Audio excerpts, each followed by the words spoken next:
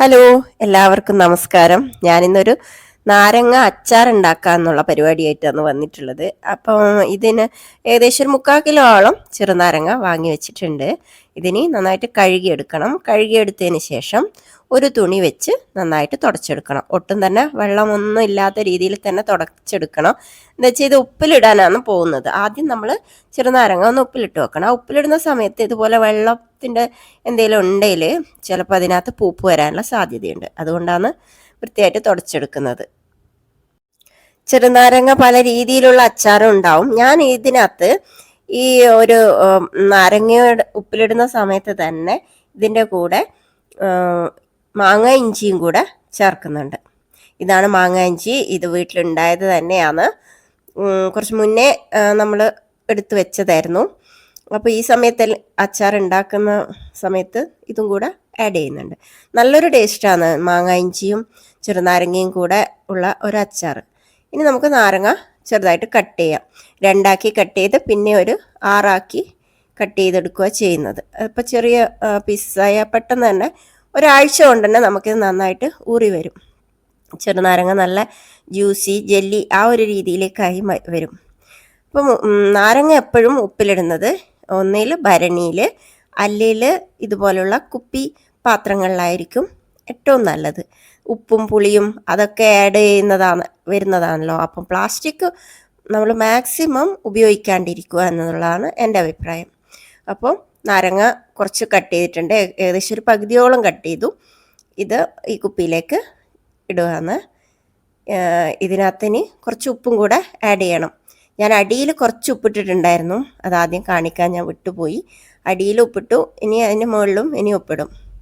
അതിനുശേഷം ഇഞ്ചിയും കൂടെ കട്ട് ചെയ്ത് ചേർക്കുക ചെയ്യുന്നത്. മാങ്ങ ഇഞ്ചിയാണ്. അതാണ് പ്രത്യേകം ശ്രദ്ധിക്കണം. നോർമൽ ഇഞ്ചിയല്ല, മാങ്ങ ഇഞ്ചി എന്ന് പറഞ്ഞിട്ട് ഞങ്ങൾക്കൊക്കെ ഇവിടെ വീട്ടിൽ ഒരുപാടുണ്ടാവും. ഒരു വീട്ടിൽ ഒരു മാങ്ങ ഇഞ്ചി ഉണ്ടാ നല്ലതാണ്. എല്ലാ സ്ഥലത്തും ഉണ്ടോയെന്ന് എനിക്കറിയില്ല. ഇവിടെ കണ്ണൂരൊക്കെ ഇഷ്ടം പോലെ വീടുകളിലെല്ലാം കാണാം. ഇതുപോലെ റൗണ്ട് ആക്കിയിട്ടാണ് മാങ്ങ ഇഞ്ചി കട്ട് ചെയ്യുന്നത്.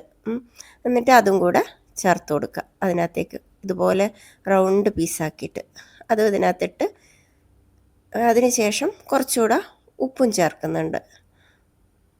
ഇനി അതിൻ്റെ മുകളിൽ ബാക്കി വന്ന നാരങ്ങയും കൂടെ കട്ട് ചെയ്ത് മുഴുവനായിട്ടും ചേർത്ത് കൊടുക്കുക. മുഴുവനും ആ കുപ്പീനകത്ത് ഇട്ടു. ഇനി മുകളിൽ കുറച്ചുകൂടെ ഉപ്പും കൂടെ ഇടണം. ഏകദേശം ഒരു 2.5 ടേബിൾ സ്പൂണോളം ഞാൻ ഉപ്പ് ഇതിനകത്ത് ചേർത്തിട്ടുണ്ട്. അച്ചാർ ഉണ്ടാക്കുന്ന സമയത്ത് ഞാൻ എപ്പോഴും കല്ലുപ്പാണ് എടുക്കാറ്. എന്ന് വെച്ചാൽ ഈ ചെറുനാരങ്ങ ഒക്കെ നാരങ്ങയുടെ തൊലിയൊക്കെ പെട്ടെന്ന് സോഫ്റ്റ് ആവാൻ വേണ്ടി ഈ കല്ലുപ്പാണ് നല്ലത്. പെട്ടെന്ന് തന്നെ ഒരു ആഴ്ച കൊണ്ട് തന്നെ നാരങ്ങ നല്ല ഊറി വരും. ഇനി ഇത് നന്നായിട്ട് മൂടിയൊക്കെ നന്നായിട്ട് അടച്ച് ഭദ്രമാക്കി വെക്കുക. ഒരു 2 ദിവസം കഴിഞ്ഞതിന് ശേഷം ഇത് തിരിച്ചു ഒന്ന് കുലുക്കിയിടണം. ഇതെങ്ങനെ ചെയ്യുന്നത്, എല്ലാ ഭാഗത്തും ഉപ്പൊക്കെ എല്ലാം ഒരുപോലെ ചേരാൻ വേണ്ടിയിട്ടാണ്.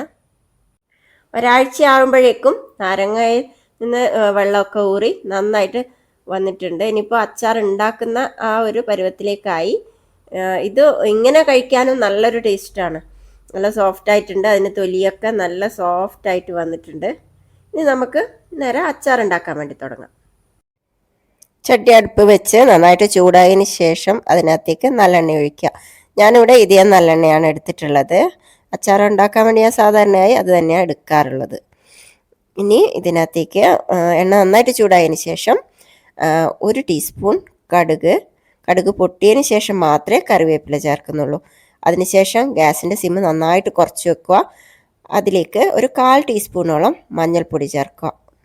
അടുപ്പിലെ തീ നന്നായിട്ട് കുറച്ച് വെച്ചില്ലെങ്കിൽ പെട്ടെന്ന് തന്നെ നമ്മളെ പൊടികളെല്ലാം കരിഞ്ഞു പോവും. അതുകൊണ്ടാണ് പറഞ്ഞത്. ഇനി നമ്മൾ ഇതിലേക്ക് 2 ടേബിൾ സ്പൂൺ മുളക് പൊടി കൂടെ ചേർക്കുന്നുണ്ട്. ഇനി നന്നായിട്ട് ഒന്ന് വഴറ്റിയെടുക്കുക. ഇനി അടുത്തതായിട്ട് ചേർത്ത് കൊടുക്കുന്നത് കടുക് ക്രഷ് ചെയ്ത് വെച്ചതായിരുന്നു. 3 ടീസ്പൂൺ കടുകാണ് ഞാനൊന്ന് തരക്കിയെടുത്തത്. ഇതിലേക്ക് ചേർത്ത് കൊടുക്കാം. അതിനുശേഷം നമ്മൾ 1/4 ടീസ്പൂൺ ഉലുവപ്പൊടിയും കൂടെ ചേർത്ത് കൊടുക്കുന്നുണ്ട്. ഇതിനി നന്നായിട്ട് മിക്സ് ചെയ്യുക. ലെമണിൽ ഉപ്പ് കുറവാണെങ്കിൽ ഈ സമയത്ത് ഈ മിക്സിലേക്ക് കുറച്ച് ഉപ്പ് കൂടി ചേർത്ത് കൊടുക്കാം.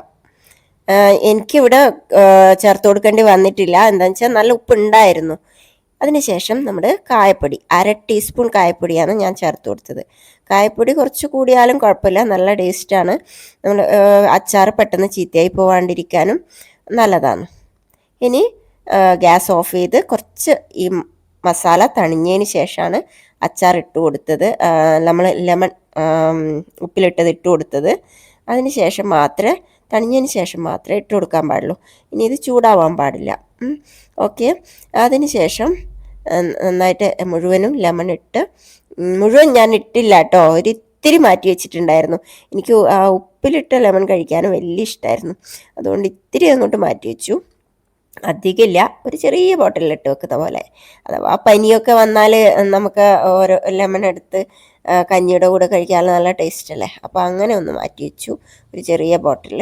ബാക്കി ഞാൻ മുഴുവൻ ലെമണും ഇതിനകത്ത് ഈ മസാലയിലേക്ക് ചേർത്ത് നന്നായിട്ട് മിക്സ് ചെയ്തു. അപ്പം ഇനി ഇത് നന്നായി തണിഞ്ഞതിന് ശേഷം നമുക്ക് ഒരു ബോട്ടിലേക്ക് ഇട്ട് വെക്കാം. ഞാനിതുപോലെ ഒരു ബോട്ടിൽ നിറയെ നാരങ്ങ അച്ചാറുണ്ടാക്കി വെച്ചിട്ടുണ്ട്. ഇതിനി പുറത്ത് വെച്ചാലും ഒന്നും ചീത്തയാവില്ല കേട്ടോ, ഇത് പോവില്ല. എത്ര ദിവസം വേണമെങ്കിലും നമുക്ക് ഇത് പുറത്ത് വെച്ചിട്ട് തന്നെ ഉപയോഗിക്കാം. ഇനി നാളെ നിങ്ങൾ തുറന്ന് നോക്കുന്ന സമയത്ത് ഇതിൻ്റെ മുകളിൽ എണ്ണ തെളിഞ്ഞ് നിൽക്കും, നല്ലെണ്ണ ഇങ്ങനെ തെളിഞ്ഞ് നിൽക്കുന്നുണ്ടാവും. ഓക്കെ, എല്ലാവരും ഇതുപോലെ നല്ലൊരു അച്ചാറൊക്കെ ഉണ്ടാക്കി നോക്കുക. Okay, thank you.